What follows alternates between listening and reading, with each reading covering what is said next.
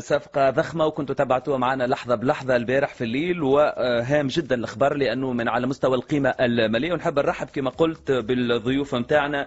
نبدأ على اليسار سيد خالد القصبي وكيل أعمال اللاعب يوسف المساكني. خالد مرحبا بك. وبيك سي عبد السلام، مرحبا بيك وبالسادة المستمعين الكل. أيضا السيد بلال الهاتمي أمين سر نادي الأخوية القطري. مرحبا بك سيد بلال. مرحبا بك ومرحبا بالسادة المشاهدين. على يميني أيضا السيد أحمد العباسي مدير الكرة في نادي الأخوية. أهلا وسهلا بك. أهلا وسهلا وشكرا. أيضا السيد عادل البيشي المشرف على الرياضة في نادي الأخوية القطري. أهلا وسهلا بك. أهلا وسهلا ومرحبتين. خبر يعني مدوي انتقال يوسف المساكني للأخوية القطري. نمشي معك من الآخر خالد، أنت وكيل أعمال اللاعب. اختيار كبير على المستوى المادي، وسمعنا اللي صفقة في حدود 23 مليار يعني بفلوسنا. أي عبد السلام، نجم نأكد الخبر هذا. يمكن أزيد شوية يعني ببعض الملايين، مش من بعض المليارات. لا نزيدوا أنا هكا بعد 23 يعني في حدود 23 و200 وما نعرفش تقريبا مليون تقريبا. يعني انت تعرف عبد السلام الموضوع هذا يعني مش من يعني نادي الاخويه كان يتبع في اللاعب من بدايه من كاس افريقيا الفارطه، وكانت يعني الاتصالات يعني شبه متواصله مع في موضوع اللاعب هذا. وتعرف اللي يوسف فرض نفسه على الساحه الكرويه وامكانياته يعني خلت المبالغ هذه يعني تطلع يعني يوم بعد يوم. كان يعني نقولوا خياليه بالنسبه للاعب تونسي. والله خياليه صحيحه، لانه يعني عده اطراف، راهي عبد السلام ما تنساش عده اطراف وعده نوادي يعني خلى يعني يوسف المساكني يعني عروض من كل تقريبا من العديد من الانديه الاوروبيه المعروفه. يعني اخيرا يعني خليني اقول لك يعني ممكن ولا احد عنده خبر بالموضوع. مونبولي امس في الموضوع، مونبولي دخل على الخط. هذا يخليني نسأل السيد بلال الهاتمي، علاش نادي الأخوية شد صحيح ورفع في قيمة الصفقة ماليا حتى ربما نقولوا بلغة بين ظفرين يحارب الأندية اللي تحب تفك يوسف المساكني؟ لا، هو يوسف كان تحت العيون الجهاز الفني والإداري، كان مراقبينه ووقع الاختيار عليه، ولكن دخلت أندية يمكن قدمت عروض أن تأخذ يوسف، فهني صارت القيمة ارتفعت، لأن يعني المزايدات زادت في قيمة اللاعب، والحمد لله أن احنا حسمنا الصفقة لصالح نادي الأخوية. يعني صفقة رياضية ومادية. رياضية، احنا بالنسبة لنا رياضية، ونتمنى له التوفيق ان شاء الله. نحب نستغل ايضا وجود احمد العباسي مدير الكرة. نادي الاخوية يعني من الفرق الجديدة، يعني حديث يعني صغير ما زال 2009 ظهر الى الوجود. بسم الله الرحمن الرحيم. طبعا نادي الاخوية الحين صار له سنتين يفوز بالدوري، وهذا مشروع مستقبليا عنده اهداف كبيرة في اسيا.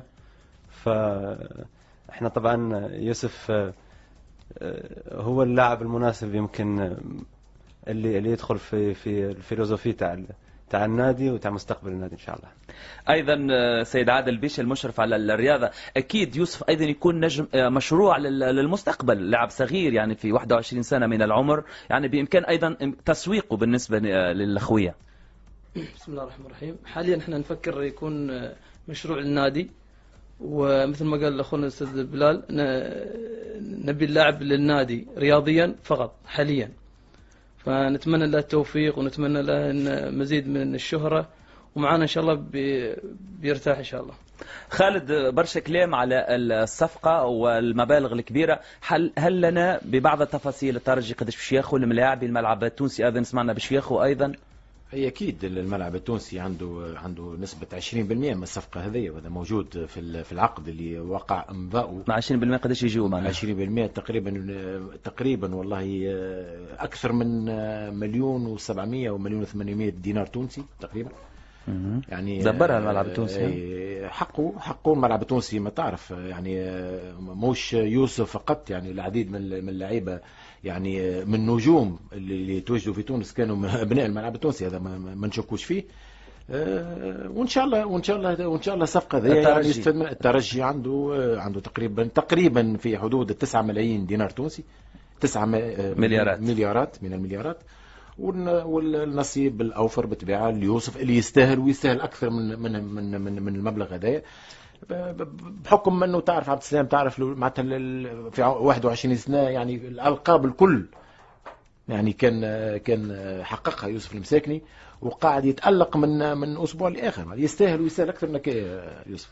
سيد بلال، صحيح القيمة الفنية لا شك ولا اختلاف فيها، النجم الأول في تونس هو يوسف المساكني.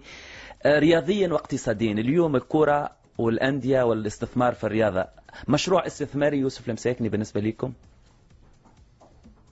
رياضيا، لكن ماليا ان احنا نسوقه ولا كذا في الوقت الحالي مش في حسباننا. احنا نستقطب اللعيبه صغار السن ذات المستوى الجيد، عندنا استحقاقات محليه وخارجيه، ولنا طموح ان نكون يعني في القمه داخل على المستوى المحلي وعلى المستوى الخارجي.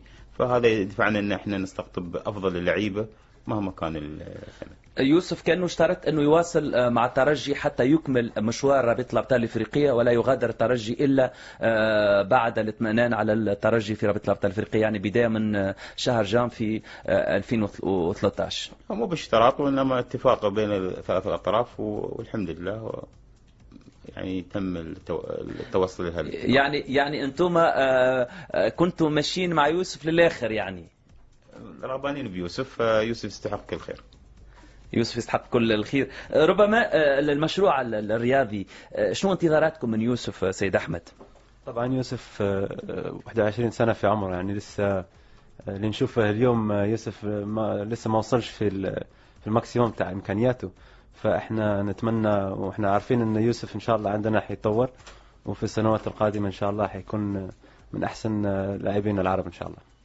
أيضا بطبيعة السيد عادل البيشي، النجوم صعب أنك نعرف اللي في الفريق عديد النجوم في نادي الأخوية، كيف ستضمنون ليوسف النجاح والإطار المناسب للنجاح؟ لأنه من فريق كبير، فريق ألقاب، أيضا حسب المعطيات أنه الأخوية أيضا يتسيد الكرة في قطر اليوم.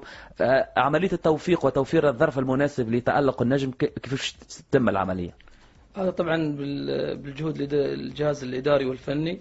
عندنا المدرب جمال الماضي هو خبير في ينسق، لأن عندنا نجوم كبار، مجيد بغرة وعندنا نام تهي، فعندنا نجوم كبيرة، والمدرب عارف كيف يولف التوليفة المناسبة. بكري كوني ما زال معكم؟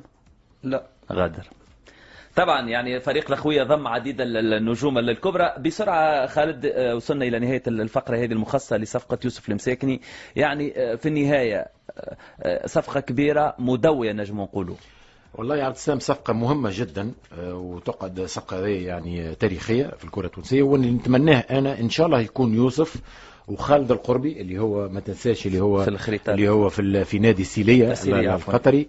انا متاكد انه اللاعبين هذوما اثنين عبد السلام باش يكونوا دافع للاعيبه الباقي المتواجده توا، معناتها المزيد من التألق ويلتحقوا بالدوري القطري وينجحوا ان شاء الله. السيد بلال الهاتمي، كلمه اخيره من عندك وانتظاراتكم من ضم يوسف المساكني. احنا نتمنى ان شاء الله انه يكون يوسف اضافه لفريق الاخويه في مشواره، وإن شاء الله بعد يوسف يرتقي بالمستوى اللي يكون أحسن من اللي يؤديه، وإن شاء الله نتمنى للطرفين التوفيق إن شاء الله. عندكم متابعة للاعبين آخرين أو لا في تونس؟ في تونس في الوقت الحالي لا. شكرا لكم، شكرا للسيد خالد القاسبي، للسيد بلال الهاتمي، للسيد عادل البيشي، والسيد أحمد العباسي. بتاع نوفل كان هذا بلاتو سبيسيال للصفقة التاريخية ليوسف المساكني. نذكر أكثر من 23 مليار، يعني صفقة و200 مليون بتبيع 200 مليون ننسوهم مش 205 بتبيع صفقة هامة وهامة جدا تاريخية في تاريخ كرة القدم التونسية.